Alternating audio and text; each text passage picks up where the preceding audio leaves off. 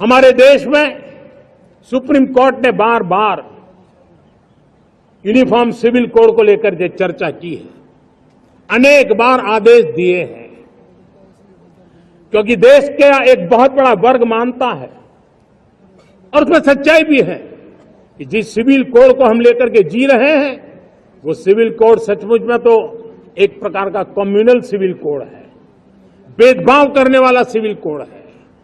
ऐसे civil code से जब संविधान के 75 वर्ष मना रहे हैं और संविधान की भावना भी जो हमें कहती है करने के लिए, देश की सुप्रीम कोर्ट भी हमें कहती है करने के लिए, और तब जो संविधान निर्माताओं का सपना था उस सपने को पूरा करना हम सबका दायित्व है।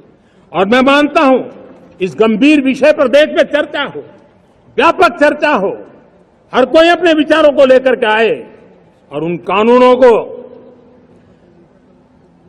जो कानून धर्म के आधार पर देश को बांटते, जो ऊंच नीच का कारण बन जाते हैं, ऐसे कानूनों को आधुनिक समाज में कोई स्थान नहीं हो सकता है। और इसलिए मैं तो कहूंगा अब समय की मांग है कि देश में एक सेकुलर सिविल कोड हो। हमने कम्युनल सिविल कोड में 75 साल बिताए हैं, अब हमें सेक्युलर सिविल कोड की तरफ जाना होगा और तब जाकर के देश में धर्म के आधार पर जो भेदभाव हो रहे हैं, सामान्य नागरिक को जो दूरी महसूस होती है उससे हमें मुक्ति मिलेगी। बांग्लादेश में जो कुछ भी हुआ है उसको लेकर पड़ोसी देश के नाते चिंता होना, मैं इसको समझ सकता हूं। मैं आशा करता हूं कि वहां पर हालात जल्द ही सामान्य होंगे, खास करके 140 करोड़ देशवासियों की चिंता कि वहां हिंदू, वहां के अल्पसंख्यक, उस समुदाय की सुरक्षा सुनिश्चित हो। भारत हमेशा चाहता है कि हमारे पड़ोसी देश सुख और शांति के मार्ग पर चले। शांति के प्रति हमारा कमिटमेंट है, हमारे संस्कार है।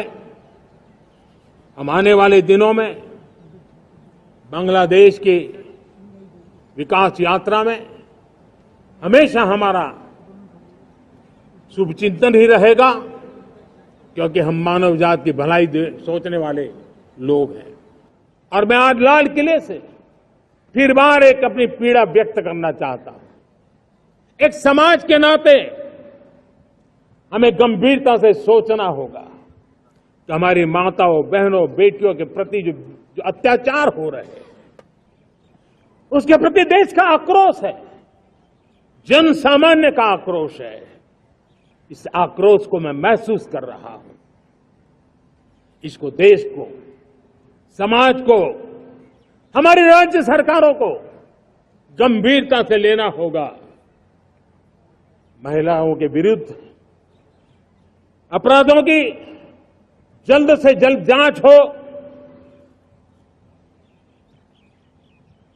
राक्षसी कृत्य करने वालों को जल्द से जल्द कड़ी सजा हो।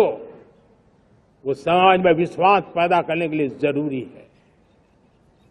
मैं ये भी बताना चाहूंगा कि जब बलात्कार की या महिलाओं पर अत्याचार की घटनाएं घटती हैं तो उसकी बहुत चर्चा होती है, बहुत प्रचार होता है, मीडिया में छाया रहता है। लेकिन जब ऐसे राक्षसी मनोवृत्ति व्यक्ति को सजा होती है तो वो खबरों में कहीं नजर नहीं आती है, कोने में कहीं पड़ा रहता है।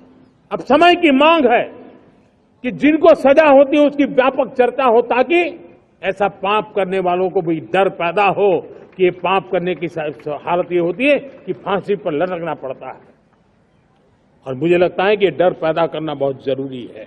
मेरे प्यारे देशवासियों, जब मैं देश में एक चिंता हमेशा कहता हूं, परिवारवाद, जातिवाद भारत के लोकतंत्र को